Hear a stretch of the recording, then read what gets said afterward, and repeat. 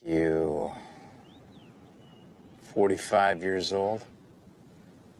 Yes. Di awal film, tampak seorang wanita keluar dari taksi. Namanya dulu Adeline Bowman, tapi sekarang dia mengganti namanya menjadi Jennifer Larson. Dia mengetuk pintu seorang pria bernama Jeff, yang membukakan pintu dan memintanya untuk diam karena ayahnya masih tertidur. Adeline telah membeli dokumen palsu dan menyarankan Jeff untuk menggunakan potensinya untuk hal-hal yang lebih penting daripada bisnis legal. Adeline kembali ke rumah di mana dia tinggal bersama hewan peliharaan kesayangannya.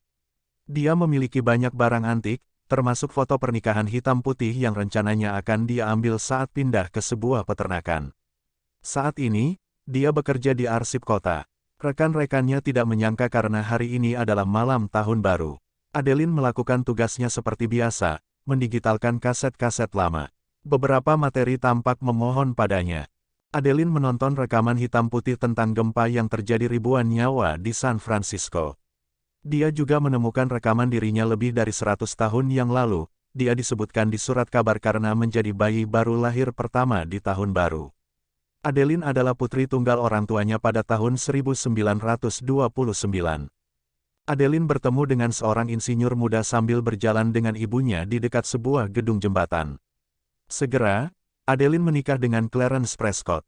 3 tahun kemudian, pasangan tersebut memiliki seorang putri bernama Fleming, yang dinamai menurut nama nenek dari pihak ibu.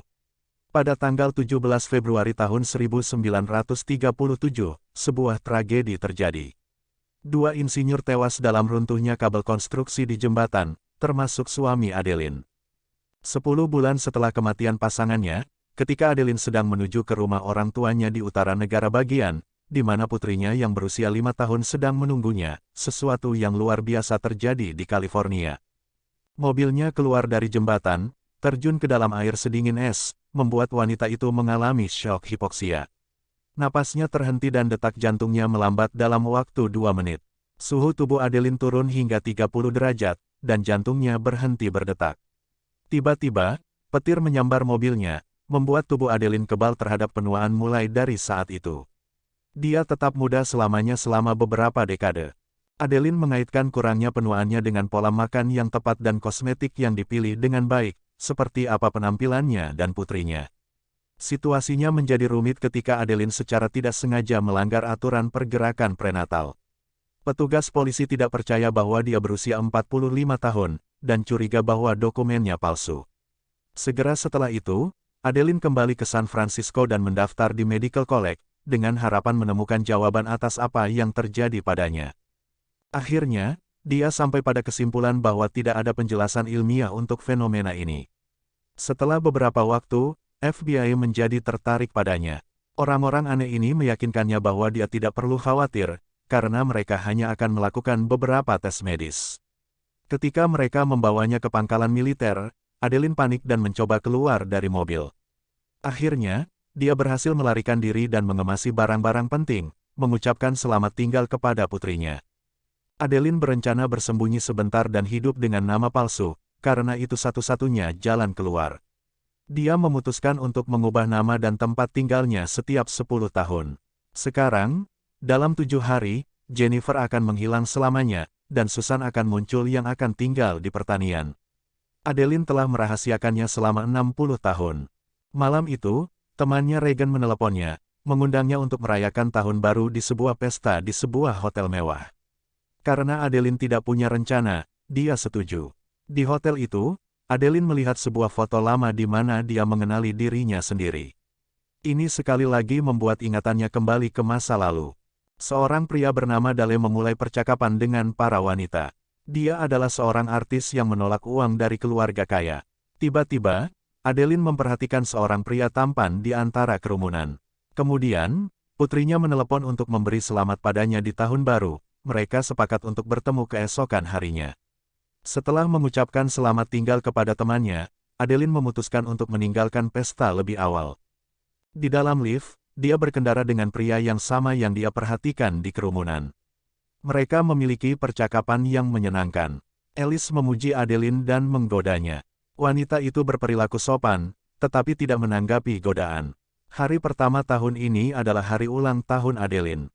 Dia menghabiskannya bersama putrinya yang berusia 65 tahun, yang terlihat jauh lebih tua darinya. Fleming mengakui bahwa dia sedang mempertimbangkan untuk pindah ke panti jompo elit di Arizona, mengikuti contoh temannya. Adeline tidak menyukai ide ini, jadi dia mencoba meyakinkan putrinya untuk tinggal bersamanya. Namun, Fleming percaya bahwa dia akan lebih baik di Arizona, bekerja di bagian arsip. Adeline mengetahui bahwa Tuan Jones menyumbangkan buku untuk perpustakaan mereka.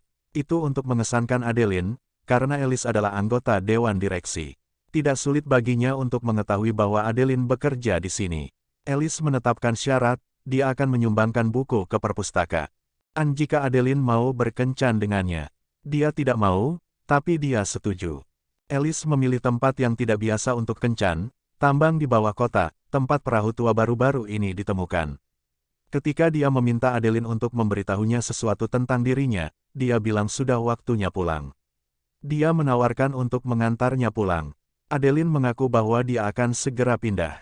Alice meyakinkannya untuk pergi kencan lagi dengannya. Keesokan harinya, Adeline menemui seorang pengacara, dan mengatakan bahwa karena gerakan terus-menerus, dia ingin menambahkan penerima ke akunnya. Melihat foto pria itu di dinding, Adeline ingat datang kepadanya untuk membekukan investasinya. Sekarang Jennifer memiliki akses ke akunnya di bawah alter ego Susan yang lain. Di malam hari, sesuai kesepakatan, dia pergi mengunjungi Alice.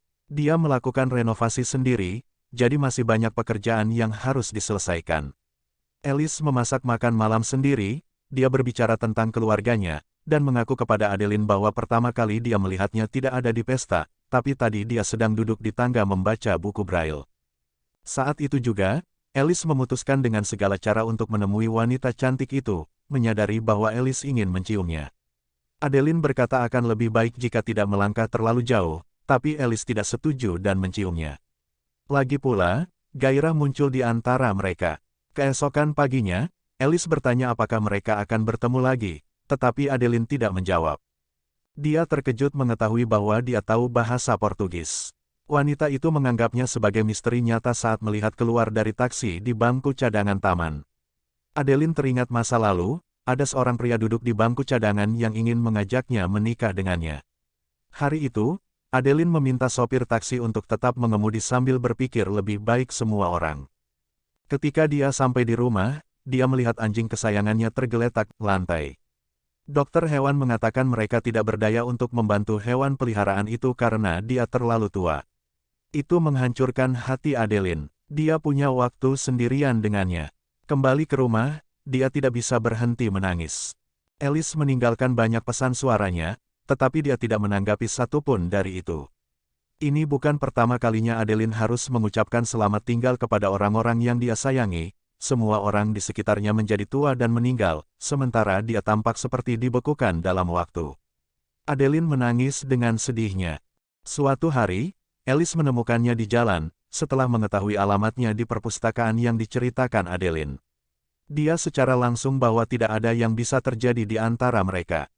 Segera dia mulai bersiap untuk pindah, melihat foto putrinya yang masih kecil, Adeline tidak percaya dia telah menjalani seumur hidup. Dia mengakui bahwa dia lelah berlari dan berbohong sepanjang hidupnya. Fleming percaya bahwa ibu akhirnya harus menerima keadaan, karena badan intelijen tidak lagi mencarinya, karena semua orang yang mungkin mengetahui sesuatu telah lama meninggal. Fleming juga percaya bahwa sudah waktunya bagi ibu untuk bertemu cinta sejatinya. Adeline menuruti nasihat putrinya dan meminta maaf kepada Alice. Dia bilang dia mengerti, jika kamu tidak, kamu mendengar. Mereka segera bertemu lagi, dan Adeline membawa Alice ke tempat khusus pada tahun 1930-an, bioskop paling populer di kota. Alice kagum bahwa Adeline dapat berbicara tentang waktu itu, seolah-olah dia ada di sana. Berkat benang fotoluminescen, langit-langitnya menyerupai langit berbintang yang indah. Pada momen romantis ini, Alice mengundang Adeline ke ulang tahun pernikahan orang tuanya yang ke-40. Perjalanannya panjang sehingga mereka harus berkendara sepanjang hari. Dalam perjalanan, pasangan itu bertemu dengan saudara perempuan Alice, yang masuk ke dalam mobil bersama mereka. Kiki ternyata adalah gadis yang sangat ceria dan mudah bergaul, sedangkan ayah Alice menceritakan kecurigaannya kepada sang istri bahwa anak laki-laki dan pacarnya yang lain hanya berkencan dengannya demi uang. Namun, begitu melihat wanita itu, William langsung mengenalinya dan menelepon dia dengan nama aslinya, Adeline Bowman. Jennifer mengatakan bahwa Adeline Bowman adalah ibunya yang sangat mirip dengan mereka. Menurut William, dia bertemu Adeline di London. Wanita itu berbohong bahwa Adeline meninggal 6 tahun yang lalu. Berita ini sangat membuat William kesal. Sepanjang malam, pria itu tidak bisa tidur, mengingat lolongan dan masa mudanya. Dia bertemu Adeline yang mobilnya mogok di pedesaan, dia membantunya, begitulah cara mereka bertemu. Pasangan itu menghabiskan 5 minggu berikutnya bersama, dan Adeline melakukan apa yang dia janjikan pada dirinya sendiri untuk tidak melakukannya. Dia jatuh cinta pada Hadir. Keluarga berkumpul untuk sarapan. William berbicara tentang bagaimana dia bertemu Adeline, yang merupakan orang paling menakjubkan dalam hidupnya. Jika bukan karena dia, William tidak akan pernah tertarik pada astronomi dan matematika. Kathy kesal menyadari bahwa suaminya masih mencintai Adeline. Mereka telah menikah selama 40 tahun, dan hari ini adalah hari jadi mereka. William meyakinkan istrinya bahwa semua itu sudah terjadi di masa lalu. Selain itu, Adeline sudah tidak hidup lagi. Tidak ada satupun anggota keluarga yang curiga bahwa Adeline telah bersama mereka selama ini. Di malam hari, keluarga itu bermain tebak-tebakan. Semua orang terkejut melihat betapa terpelajar Adeline, dia tahu segalanya secara harfiah. Pada suatu saat, Alice berbicara tentang ayah komunis yang ditemukan dan diberi nama Adeline. Setiap tahun, keluarga menunggu komet lewat dekat bumi. Adeline tidak dapat menahan air matanya, meskipun dia berusaha untuk tidak menunjukkan bahwa dia sedih. Dia pergi berjalan-jalan, tanpa menyangka bahwa William juga ada di sana. Dia mengatakan kepadanya bahwa dia menamai komet itu dengan nama Adeline, karena dia adalah orang paling unik dalam hidupnya. Bertahun-tahun yang lalu, William ingin memanggilnya untuk menikah dan membelikan cincin pertunangan, tetapi dia tidak pernah datang. Sebelum tidur, Alice memberitahu Adeline bahwa dia mencintainya, meskipun mereka baru saja bertemu. Adeline belum siap untuk mengatakan hal yang sama kembali. Namun, keesokan harinya, melihat bekas luka yang sama persis di milik pacar putranya di lengan, seperti kekasihnya, William terkejut. Dia ingat bagaimana Adeline telah melukai lengannya ketika mereka berjalan di hutan. Sejak William adalah seorang dokter, dia menjahit sendiri lukanya. Hari itu, para kekasih mengambil foto peringatan. Di masa sekarang, William memegangnya di tangannya. Sementara itu, Adeline sedang berjalan-jalan, William menyusulnya, dan memberitahunya bahwa dia tahu yang sebenarnya. Bekas lukanya adalah bukti. Adeline menangis, tidak tahu harus berkata apa. Dia tidak punya penjelasan mengapa dia berhenti menua selama ini. William mengira dia akan gila, tapi sekarang dia mengerti kenapa sang kekasih menghilang dari hidupnya. Dia hanya ingin melakukan hal yang benar. William meminta Adeline untuk tidak lari dari Alice seperti dia lari darinya. Adeline tidak tahu harus berbuat apa, dan bergegas kembali ke rumah untuk berkemas. Dia meninggalkan pesan untuk Alice, yang berencana untuk melarikan diri lagi. William mencoba menghentikannya, namun Adeline percaya itu yang terbaik. Sementara itu, Alice yang baru saja selesai mandi menemukan barang-barang Adeline hilang dari kamar, lalu dia melihat catatan, di dalamnya ada tali kesayangannya. Dia harus pergi. Alice ingin mengikutinya, tetapi William memberitahunya bahwa dia tidak akan kembali. Putranya menyadari bahwa ayahnya menyembunyikan sesuatu. Adeline tidak menjawab panggilan Alice, tetapi dia tetap mengejarnya, sepanjang dia memikirkan orang-orang yang dia cintai, dan tangis tiba-tiba Adeline berhenti, dan menelpon putrinya sambil mengatakan bahwa ia sekarang juga. Adeline akan berhenti berlari dan menerima keadaan apa adanya. Adeline hendak berbalik, ketika tiba-tiba sebuah mobil pick-up menabrak mobilnya. Mobil tersebut keluar dari jalan, dan Adeline mendarat di tanah untuk pertama kalinya dalam 78 tahun. Turun salju di daerah itu.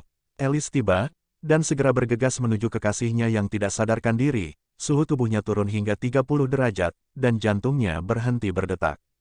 Alice berusaha mati-matian untuk menghidupkan kembali kekasihnya, tetapi dia tidak datang. Sampai dia tidak tahu bahwa Adeline sebenarnya berusia 107 tahun. Para medis yang datang menggunakan defibrilator untuk menghidupkan kembali Adeline. Segera setelah itu, dia segera dibawa ke rumah sakit. Pada kesempatan pertama, Alice datang ke kamar rumah sakitnya. Dia mengira sang kekasih telah melarikan diri karena pengakuan cintanya. Adeline memeluk Alice, mengatakan bahwa dia juga mencintainya. Akhirnya, dia mengumpulkan keberanian untuk mengatakan yang sebenarnya. Segera, Fleming bergabung dengan mereka, sangat khawatir tentang ibunya. Fleming memberitahu semua orang bahwa dia adalah nenek Adeline, tetapi sekarang Alice tahu yang sebenarnya. Putri Adeline memeluknya sambil menangis. Segera, keluarga Jones mengadakan pesta di rumah mereka untuk merayakan ulang tahun pernikahan mereka. William bersulang kepada istrinya, yang menunjukkan kepadanya bahwa hal terpenting dalam hidup adalah keluarga, melalui cintanya yang tak terbatas. Setahun berlalu, keluarga mendapat seekor anjing baru. Sekarang, Fleming tinggal bersama ibu dan pacarnya. Sambil bercermin, Adeline memperhatikan uban pertamanya sepanjang hidupnya, menyadari bahwa dia menua lagi. Adeline bahagia. Pada tahun itu, komet ditemukan oleh William, dan dinamai Adeline melewati bumi.